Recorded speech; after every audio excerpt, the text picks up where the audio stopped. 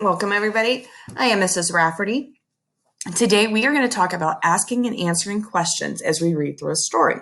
The first thing we always do when we talk about a story is we go over our author, our illustrator, and our title. So take a look at this first page. This is our title page. It's the beginning of the book when the book isn't even open yet. This story is called Whose Shoes? A Shoe for Every Job. Now we know that this is asking a question because we see a question mark right after it says whose shoes. The author is Stephen R. Swinburne. Now we can tell that there is no illustrator here. The reason for that is that an illustration is a drawing.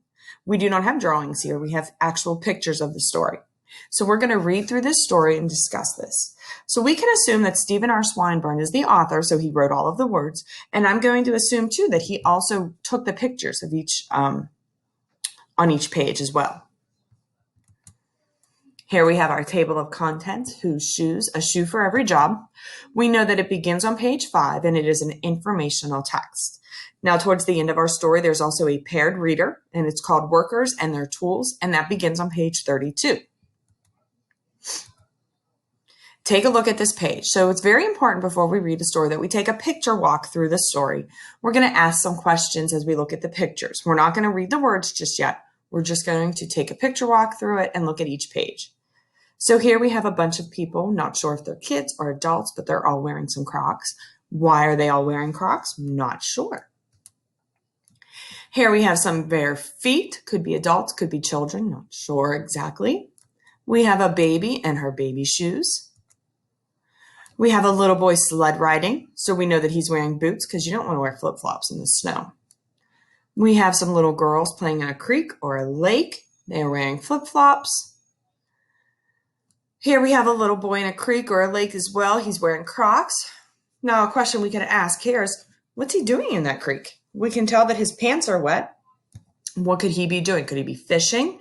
Could he just be walking around in the creek? We're not sure. We have someone wearing some silver shoes. And then we have our title page here, which is all the children wearing those different types of shoes. And we can tell that each child has 2 different shoes on. So for instance, this child right here has on a pair of tennis shoes and maybe a pair of ski boots. I wonder why they're wearing 2 different shoes. We don't know, but that is a question that we can ask while we're reading our story. So now what we're going to do is we're going to take a look at each picture and we're going to take a guess about whose shoes they are. Here we have someone with ballet shoes on, and if we flip the page, we can see a ballerina. Here we have someone with boots on.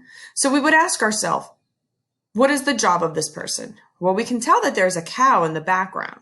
So that is a good way to ask a question. Why is there a cow in the background? To answer it, we could think, where would someone who works with cows, what kind of shoes would they wear? What would they do? And we see maybe he's a farmer. Maybe he works on a dairy farm with cattle. Here we have someone wearing boots and it looks like uniform pants. He's stepping up onto a big step. Who would this person be? We look at our picture and we see, oh, it's a fireman, and he's climbing into his fire truck. Here we have another person wearing boots and a uniform. Who would this person be? Maybe he's a soldier of some sort. We can tell that he could be a soldier because there is a army vehicle behind him, and we know that that camouflage tells us that he is in the military. Here we have some more clues. So we have someone wearing cleats and a soccer ball. Who would wear cleats and play with a soccer ball? A soccer player could do that. Here we have someone, it looks like they're on a big truck. There's lots of dirt around. They have on boots and long pants. Who is someone that would wear an outfit like this? Maybe a construction worker. Sometimes you friends like to call them diggers. Over on this page, we have someone wearing blue pants and some work shoes, and we can see a blue bag in the corner. I'm not sure who this could be, so we would turn the page and say, oh, well, I know that that's a mailman because they are at a mailbox. He's wearing a mail hat. We know that logo.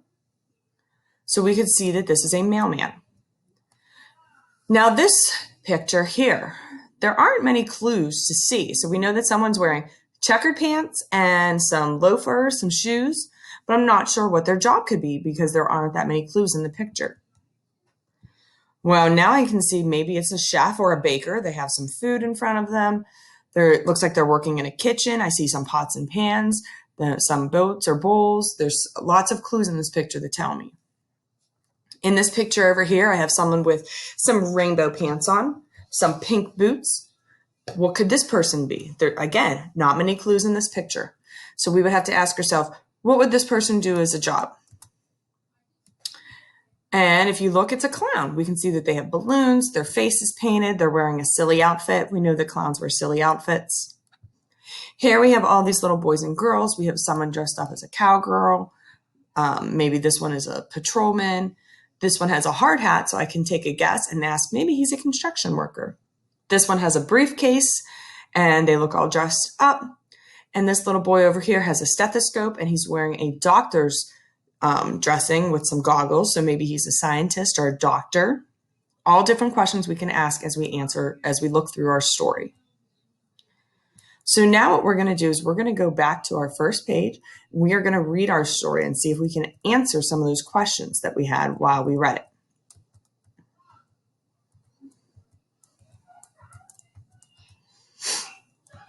So here is our title, Whose Shoes by Stephen R. Swinburne. Our table of contents page. Most people wear shoes. And we know this is correct because you have to wear shoes when you go outside. But some people don't. The first shoes you ever wore were soft and very small.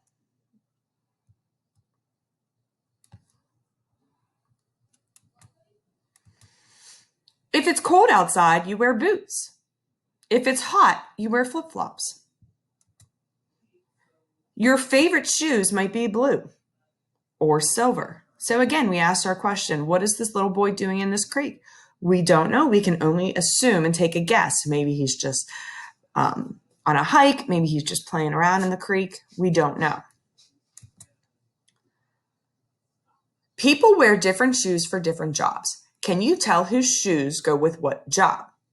Whose shoes? So we know this is asking a question because we see our question mark. A ballerina. Whose shoes? Again, here's asking our question. Whose shoes are these? We took a guess that maybe it was someone that worked on a farm, and it was a farmer. Whose shoes? A firefighter. So we know this is a firefighter because he's jumping up into that big fireman's truck. Whose shoes? An Army National Guard soldier. So we were right that we said that this could be a soldier because we looked at the clues in the background and saw that truck in the back. Whose shoes? A soccer player. And again, we were right because we used the cleats as our clue, as well as the soccer ball as a clue to answer our question. Whose shoes? A construction worker. So we were right about that as well because we can see him jumping into a big truck to do some construction work. Whose shoes? So we weren't sure about this one because we didn't really know what this bag was for. But when we turned the page, it's a post office worker or a mailman. Whose shoes? A chef. And we were right about this because we saw all of the different pots and pans and things that could be in the kitchen. Whose shoes? A clown. Whose shoes will you wear one day? And that was the end of our story. So that is how we discuss things like asking and answering questions as we read through stories and decide what could the story be about.